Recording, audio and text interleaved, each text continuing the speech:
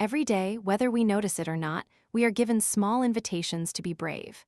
Not heroic in the way movies show it, not loud, dramatic, or spotlight ready.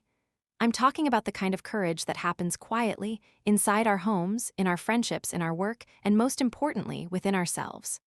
Courage is often portrayed as a dramatic moment, a single leap, a loud declaration, a bold decision that changes everything. But the truth is far quieter and far more human.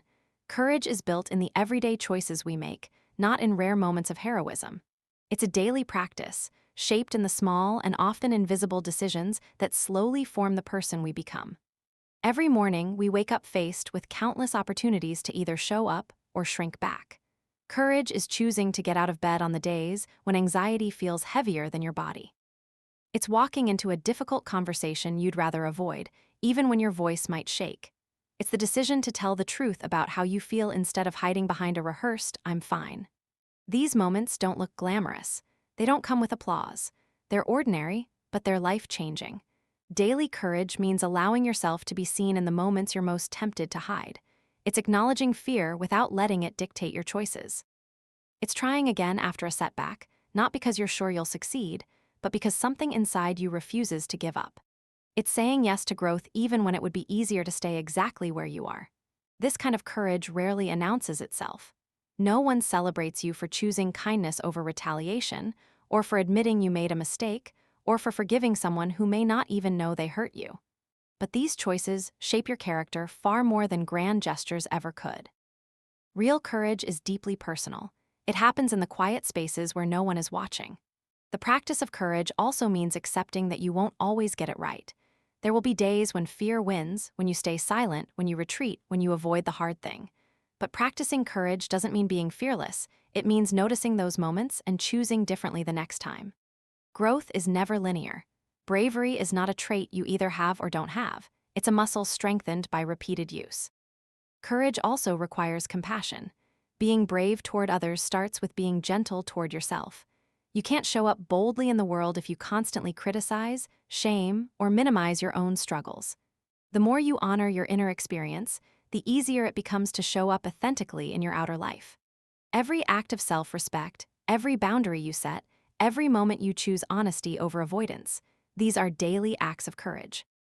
Over time, these small, consistent moments of bravery create transformation. They change the way you think, the way you treat yourself, the way you love, and the way you walk through the world. They build resilience. They strengthen integrity. They create a life that feels aligned, purposeful, and real. Courage isn't a single decision. It's a practice, a way of living that unfolds moment by moment. You don't need a spotlight to be brave. You just need today and the willingness to try. Vulnerability is often misunderstood as weakness, but in reality, it is the deepest expression of strength we possess. It takes far more courage to be open, honest, and emotionally present than it does to hide behind a mask of perfection or pretend we're unaffected. Vulnerability is the foundation of real strength because it requires us to stand in our truth without knowing how others will respond. It asks us to step into uncertainty with our whole hearts, trusting that who we are is enough even when life feels unpredictable. Real strength isn't built by shutting down our feelings or pretending we're invincible. It's built by acknowledging our fears, insecurities, and hopes, and choosing to move forward anyway. Vulnerability means allowing someone to see the parts of you that aren't polished, the parts you usually keep tucked away. It's admitting you're struggling instead of silently carrying the weight alone. It's asking for help, not because you're incapable, but because you recognize that connection makes all of us stronger. When we allow ourselves to be vulnerable, we open the door to deeper relationships, greater empathy, and more authentic experiences. Strength rooted in vulnerability is honest. It doesn't rely on armor. It doesn't use defensiveness, anger, or control as shields. Instead, it embraces humility, the understanding that we are always learning, always evolving, and always in need of others. Vulnerability teaches us to stop performing and start belonging. When we show up imperfectly, we create space for others to do the same. We invite real connection, the kind that grows only when people feel safe enough to be exactly who they are. There's a misconception that vulnerability leads to pain, but it's actually the opposite. Avoiding vulnerability is what keeps us stuck in loneliness, stuck in fear, stuck in patterns that don't serve us. Pretending we're strong by hiding our emotions numbs us not only to pain, but also to joy. We cannot selectively shut down. When we deny ourselves the experience of vulnerability, we deny ourselves the full experience of life. Being vulnerable doesn't mean oversharing or exposing everything to everyone. It means choosing courage over comfort in moments that matter. It's saying I'm hurt instead of shutting down. It's admitting I love you without waiting for a guarantee. It's sharing your ideas even when you worry they won't be good enough. It's showing people your heart even when you fear it might be misunderstood. The strength born from vulnerability is resilient. It doesn't crumble under pressure, it adapts. It doesn't fear failure, it learns. It doesn't seek perfection, it values truth. Vulnerability turns obstacles into opportunities for growth because it keeps us flexible, open, and connected to our deeper purpose. When we embrace vulnerability, we reclaim our power. We stop hiding and start living. We stop pretending and start connecting. We stop fearing who we are and start honoring who we're becoming. That is real strength, the kind that begins with courage, grows through honesty, and flourishes in the light of our authentic selves. The hardest battles we face are rarely the ones the world can see. They unfold quietly, often invisibly, in the space between who we are and who we want to be. These internal battles are the ones that challenge our beliefs, test our resilience, and force us to confront the truths we'd rather avoid. They demand a level of honesty that can feel uncomfortable, sometimes even overwhelming. Yet these battles shape us more deeply than any external conflict ever could. Inside each of us lives a mixture of fear, doubt, hope, and desire. And these parts don't always agree with one another. One voice pushes us to take risks, while another tries to keep us safe by holding us back. One part of us wants to grow, while another fears what growth might require us to lose. We wrestle with questions that have no easy answers. Am I enough? What if I fail? What if I succeed and still feel empty? These inner struggles aren't signs of weakness. They are evidence that we care, that we're trying, that we're human. What makes internal battles so difficult is that they happen in silence. No one claps for you when you get out of bed after a night of anxiety. No one sees the effort it takes to choose forgiveness instead of bitterness. No one witnesses the courage it requires to challenge your own limiting beliefs or rewrite a story you've been telling yourself for years. The world rarely notices when you choose healing over hiding, but these moments are monumental. They are victories that deserve celebration, even if only you know they happened. Often the fiercest battles involve confronting parts of ourselves we've spent years avoiding, old wounds, insecurities, unmet needs, or patterns passed down through generations. It takes immense strength to face these inner shadows without running. Growth demands that we sit with discomfort long enough to understand it. It asks us to question the stories we've inherited and decide which ones still serve us. That process is exhausting at times, but it is also the birthplace of transformation. Internal battles are hard because they require us to hold both accountability and compassion. We must take responsibility for our choices while also offering ourselves grace for the moments we fall short.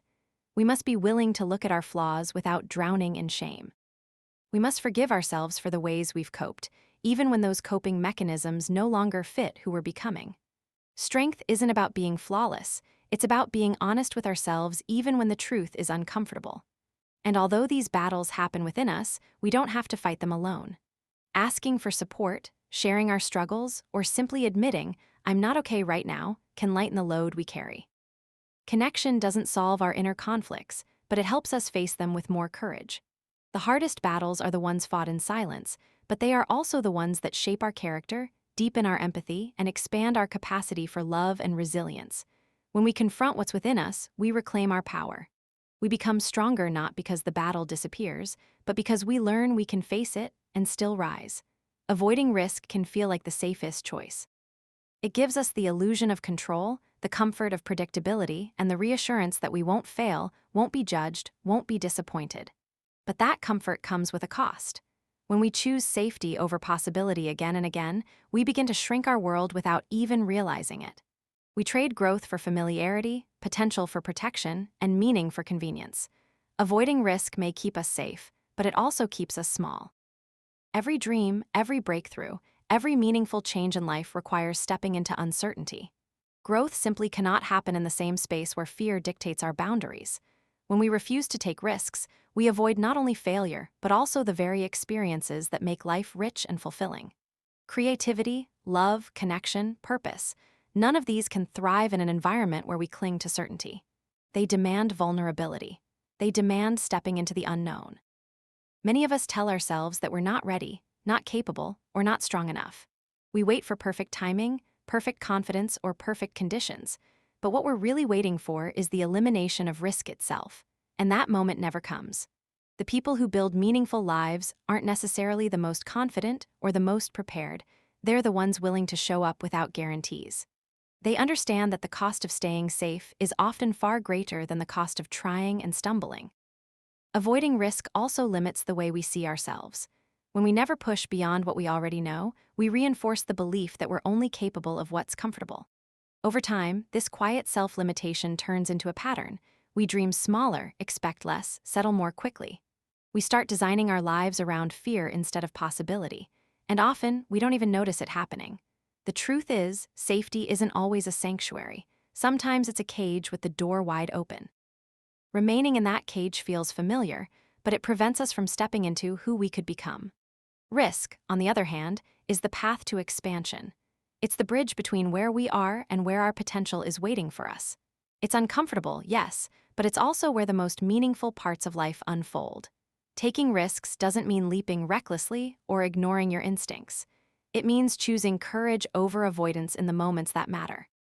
It means sharing your idea even if you're afraid it won't be perfect. It means applying for the opportunity you think you're underqualified for. It means loving someone even though your heart remembers the pain of the past. It means making decisions that honor your future, not your fear. Every time you take a small risk, you grow a little more. You learn more about your resilience, your strength, your capacity to rise after falling. You expand the edges of your life. And slowly, the world feels bigger, not because it changed, but because you did. Avoiding risk may protect you from disappointment, but it also shields you from possibility. And your life is far too valuable, too full of untapped promise, to be lived safely in the smallest version of yourself. Showing up matters more than being perfect because presence is what creates connection, progress, and transformation. Perfection, on the other hand, keeps us frozen, afraid to make mistakes, afraid to be seen, afraid to fall short. When we fixate on perfection, we spend more time preparing, polishing, and second-guessing than actually participating in our own lives. But when we choose to show up, even imperfectly, we step into the world with authenticity, courage, and a willingness to grow. Perfection is a moving target we can never truly reach. It convinces us that we must be flawless before we deserve opportunities, relationships, or success. It whispers that every action must be calculated to avoid embarrassment or failure. This mindset keeps us stuck. It persuades us that if we can't do something without mistakes, it's better not to try at all. But this belief suffocates possibility. It shrinks our world until all that's left is fear disguised as caution. Showing up is different. It's choosing to be present despite uncertainty. It's offering your ideas before you've perfected them. It's admitting you're learning, stumbling, or unsure. It's entering the conversation even when your voice shakes. When you show up, you tell the world and yourself that being real matters more than being impressive. Most of life's meaningful moments are not polished, they are raw and human. The first step toward healing, the first attempt at a new skill, the first honest conversation after a conflict, none of these moments are perfect. They don't need to be. What matters is the willingness to engage, to try, to participate. Progress grows from action, not from flawless planning. Ironically, perfectionism often creates the very outcomes we're trying to avoid. It leads to procrastination, burnout, resentment, and self-doubt. It pushes us into isolation because we fear being judged for our imperfections. But people don't connect with perfection, they connect with honesty.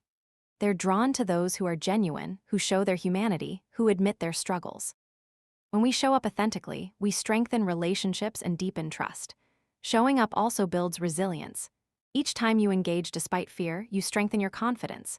You learn that mistakes are survivable, that failure is a teacher, and that you are far more capable than you realized. Perfection does not build strength, participation does. The courage to show up gives you experience, experience builds skill, and skill creates the confidence that perfectionism promises but never truly delivers. Life rewards presence, not perfection. You don't need the perfect plan to begin.